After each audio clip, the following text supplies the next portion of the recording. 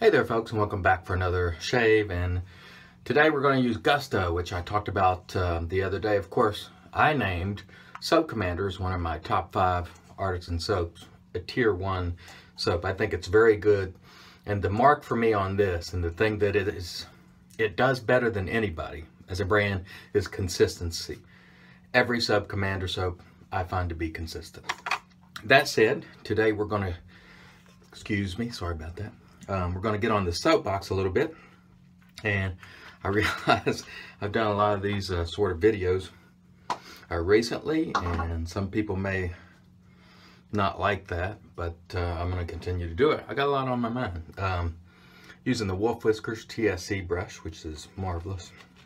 So before I get into the video today, one of the things I want to urge you to do is when I get into the subject matter, please follow along.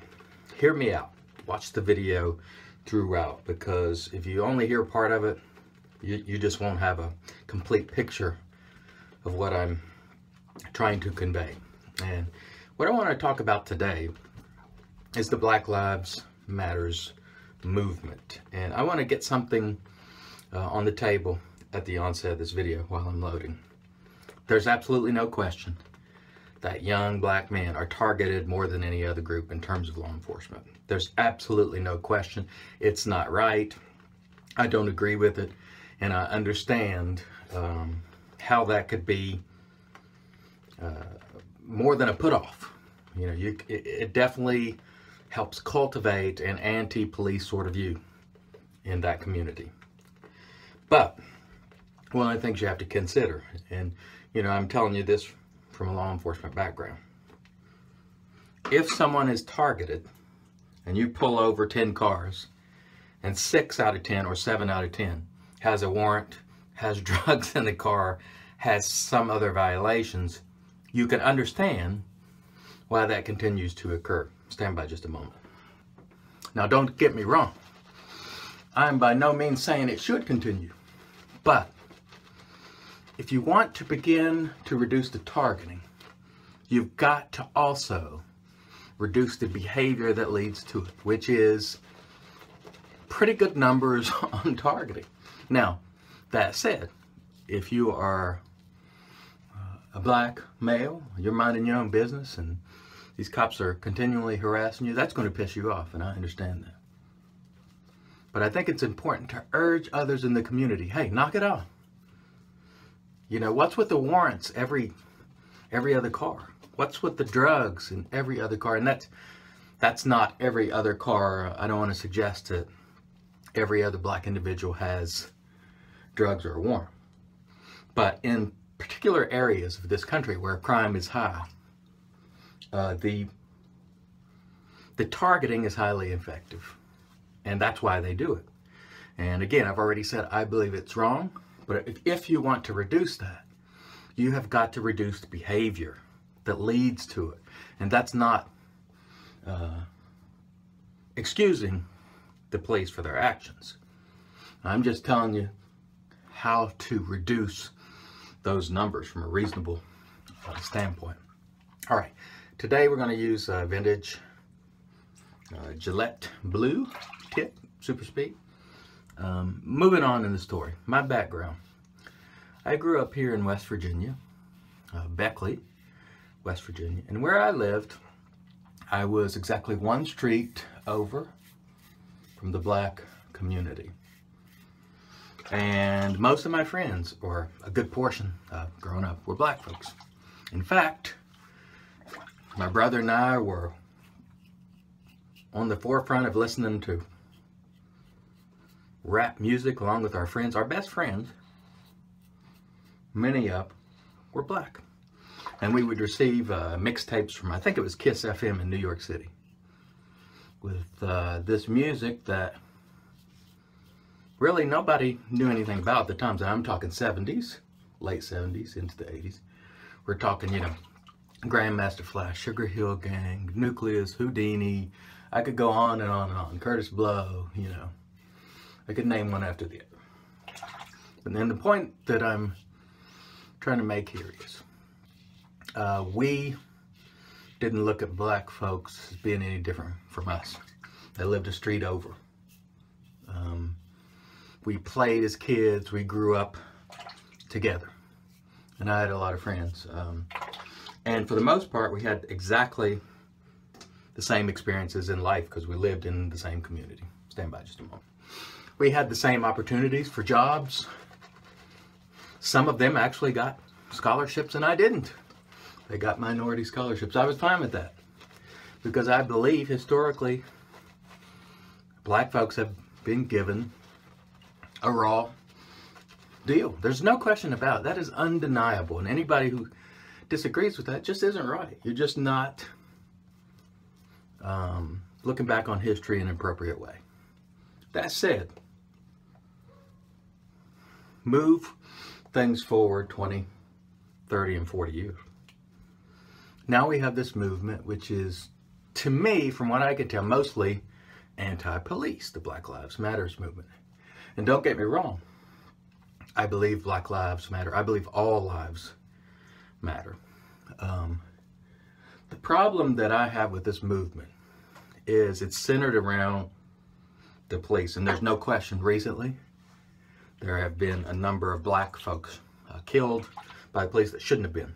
But I would also let you know that there's been white people killed by police that shouldn't be. It happens.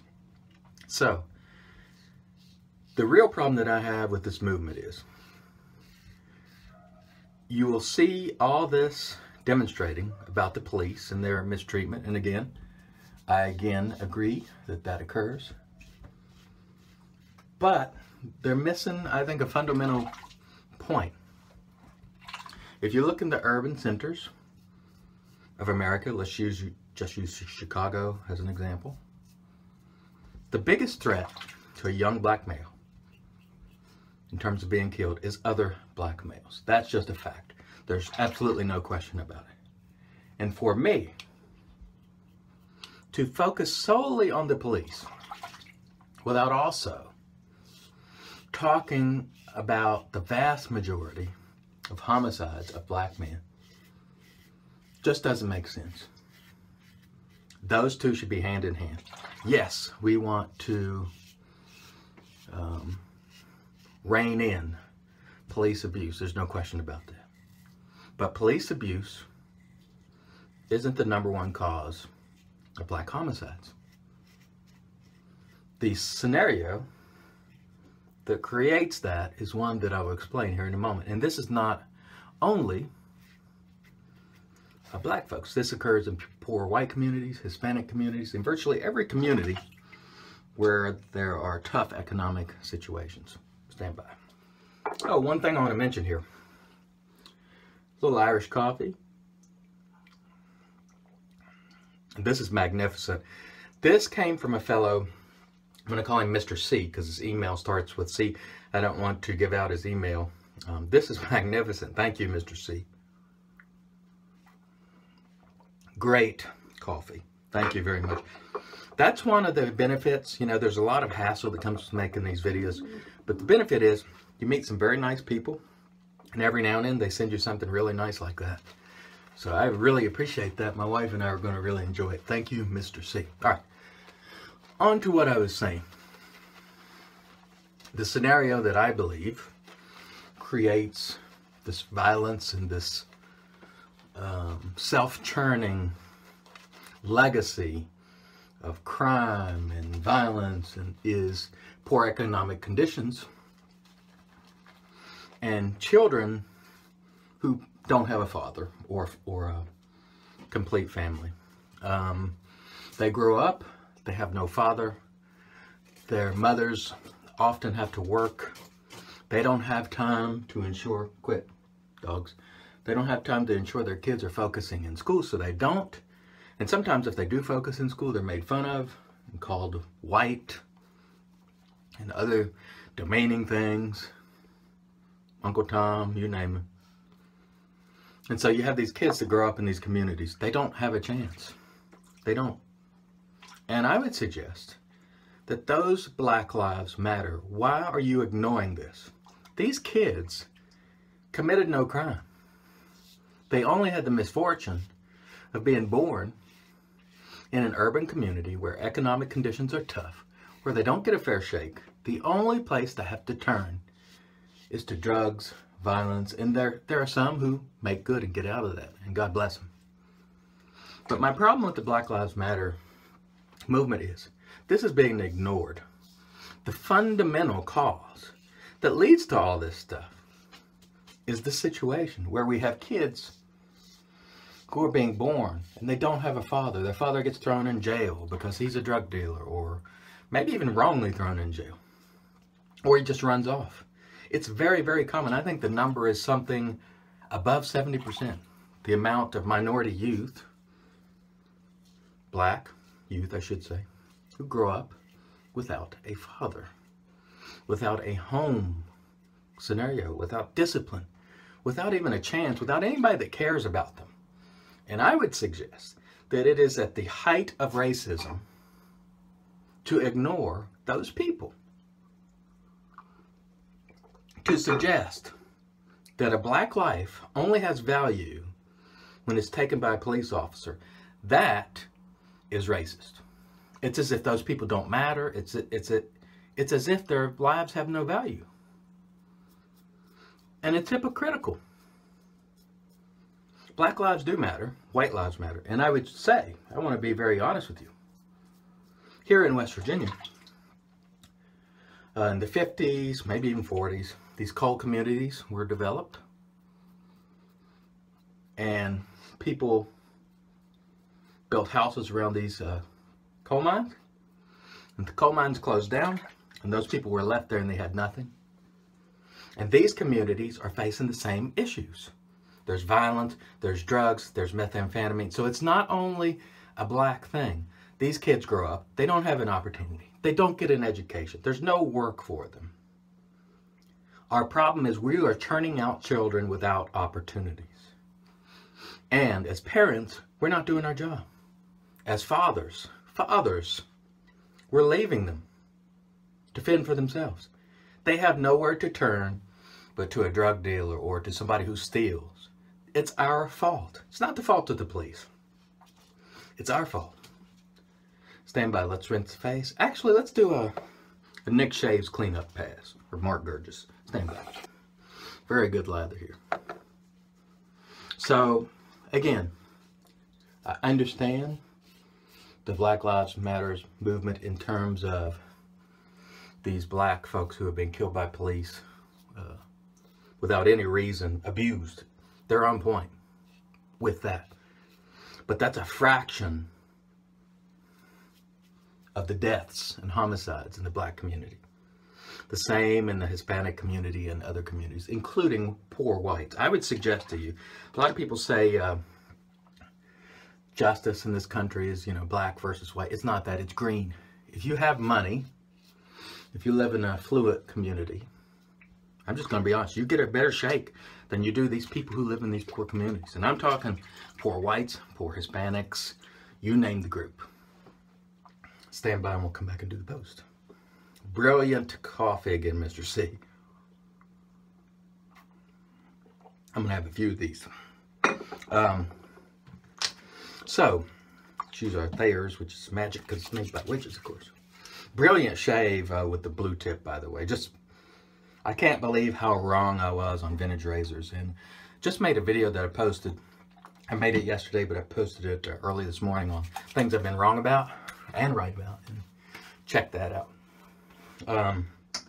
So the next time you see a bunch of folks, the Black Lives Matters movement, ask them why the black kids who are born, and poor whites and poor Hispanics, who are born without an opportunity, why their lives don't matter. Why they get killed virtually by the dozens every single day and no one cares about them.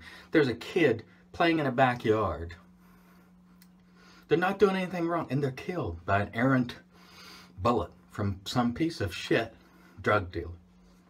I would suggest that their lives matter and that their lives are equally as important, in fact more important than some, because they never did anything wrong. They never committed a crime. They never slung heroin. Why don't their lives matter? Why don't poor whites' lives matter? Why don't police lives matter? everybody's life matters. And I think that's a point that these folks miss. Because I think Black Lives Matter all the time, every day, all the time. And not just when a life is taken by the police. I just don't think that is the primary problem that faces the black community, although it is a problem. Again, there's absolutely no question about it. Italian citrus, by the way, from Fine, great stuff. It is a problem. I can't stress that enough. I'm just saying, as you look at, or if you take a hard look at all the problems, it's not the fundamental problem. And until we recognize this, dogs playing, both white folk, black folk, Hispanic, Asian, until we recognize that it's important for our kids to grow up with a family, to have opportunities, this situation will never stop. I don't care how many times you march when black people, poor white people are killed by the police. It will never change as long as we continue to churn out children without parents that care about them, without an education, without opportunities. It's as simple as that. It's really a very simple problem. The solutions aren't simple. And that's why we don't see these issues being addressed. Because it's easy to look at one incident where a cop shoots someone and he's wrong and there's a lawsuit and everybody marches. That's an easy fix. We sue them. You can't bring that person back, though. That's the problem. We sue them, we get a ton of money, and we can march and say the police are racist and awful and all the rest. But that's not addressing the core issue. That's one incident. We're never going to fix this as long as we continue to focus on the little things. It's just never going to happen. We need to give kids an opportunity. Until we do, we're going to continue to be where we are. We're going to continue to have these marches which really accomplish nothing. Yes, we are aware that sometimes they're bad cops. We're aware. That's not addressing the core issue. I will say these cops should be dealt with. A bad cop, there's nothing worse than a bad cop. They should be put in jail. Simple as that. All right, thanks all for watching. Hope you continue to watch. And Mr. C, fantastic. Thank you, sir. You guys have a great day.